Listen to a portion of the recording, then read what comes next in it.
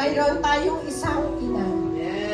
Ang aking tula ay pinamagatan ko, naiyak ako, ilaw ng tahanan. Isinulat ni Ginang Lea B. Paet. Aming ina, tunay kang buwaran. Tanglaw ka sa aming nilalakaran. Sa iyong buhay, palagi kaming una. Madalas na ikay kasama sa aming kasiyahan. Manager nitong pamilya, wala nang ang iba. Unang naging guro sa aming tahanan. Ulirang ina, hindi nga ba? Tagapaghanda ng mga pangangailangan. Sila ay walang sawa sa pakikinig sa ating mga kwentong walang katapusan. Palaging may paninindigan sa mga tinuran at may diwa ng paluwag tawa. Sila ay walang sawa sa pagmamahal sa ating pamilya, kaibigan at mga anak.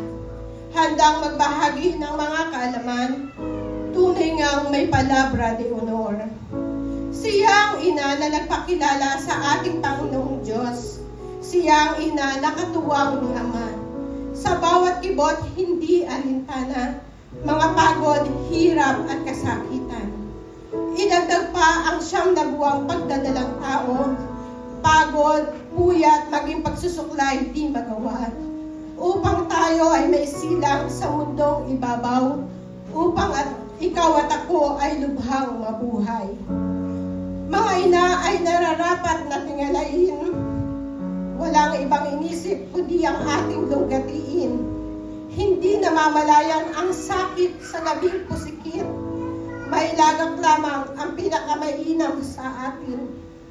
Kami ay nagpapasalamat sa lahat ng iyong mga ginawa, sa lahat ng sakripisyo na inyong pinagal. Kami ay nagpapasalamat sa lahat ng kabutihan. Salamat po sa ating Diyos sa inyong mga buhay. Walang anumang salapi ang makatutumbas sa kanilang sakripisyo. Sila ay nagtiis upang may bubo, yaring lakas para sa mga iwi, upang mga naisin ay makamit sa ating paglaki. Mama, inay, inang, mami, nanay, anumang tawag mo sa iyong ina, tayo ay magpasalamat sa kanila pagkat kanilang buhay ay inialay. Ating suklian lahat ng kanilang sakripisyo, huwag natin silang pabayaan sa kanilang pagtanda. Lingapin natin sila katulad ng panlingap sa atin.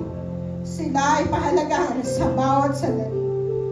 Maligayang bati po sa lahat ng mga ina. Kayo po ang inspirasyong tunay. Kayo ang dahilan ng aming pagtahak sa buhay. Kayo ang nagturo sa amin ng totoong pagmamahal. Kayo ay tunay na ligaya ng bawat anak sa sandaigdigan. Isang katawan, subalit ginampanan ay isang laksa. Upang mga anak ay tunay na ingatan. Inuna ang lahat kaysa sariling kapakanan. Salamat po pagkat kami ay kinalinga. Salamat po pagkat hindi kayo nagsawa. Salamat po pagkat patuloy kaming pinagpala ng inyong mga kamay na puno ng pag-asa. Salamat po, Panginoon, sa aming mga ina. Salamat po, Panginoon, sa paggabay sa kanila. Salamat po, Panginoon, sa pag-iingat sa kanila. Salamat po, Panginoon, sa mga buhay nila. Dalangin po namin sa ating may kapal. Kayo ay patuloy pang pagpalain. Kalinga at pagmamahal ay aming isusukli sa lahat ng mga bagay na inyong ibinahagi.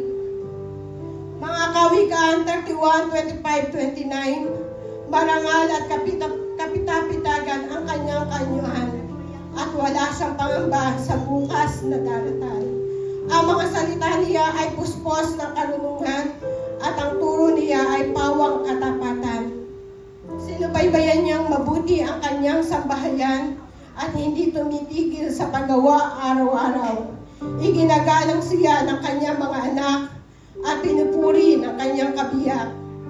Maraming babae na mabuting asawa, ngunit sa kanila ay nakahihigit ka. To God be all the glory po sa lahat ng mga ating mga ina.